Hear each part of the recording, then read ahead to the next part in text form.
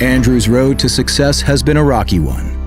He showed enormous potential early in his career when he earned a bronze medal at the 2010 Olympics in Super G, but he was then plagued by a series of injuries that hampered his results for several years, before storming back to capture a silver in Sochi in 2014.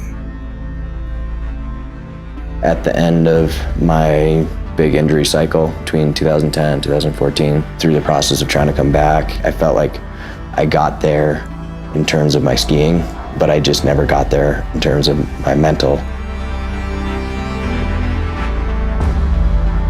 I've been working with a mental coach for the last 3 years. In a lot of ways, it's kind of calmed me down. I ski with a lot of intensity in training, that's no problem. But then when you add the intensity of racing on race day and the crowd, I have a tendency to just kind of go out of my mind and I don't know, I just kind of black out sometimes. That's what we've worked on a lot, of trying to remove basically everything that surrounds a race except for the actual run itself. I feel like I've gotten better at managing my life, really sticking to what's important, what I'm there for. This year, Andrew has a pleasant distraction in his life.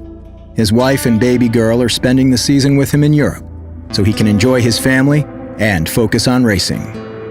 I would have definitely been conflicted if my daughter's grown up and I wasn't around at all to kind of see it. So it kind of eases my mind in that respect. So it's been great. In 2016, Weibrecht earned the first 2 World Cup podiums of his career in Super G, finishing the season ranked 8th in the world, and climbed from 46th to 22nd in the overall downhill standings.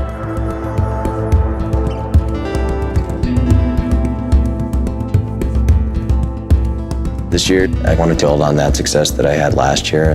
I feel like I made a lot of progress, both with Super G, but especially with downhill. I really brought that level back up, so I feel pretty prepared.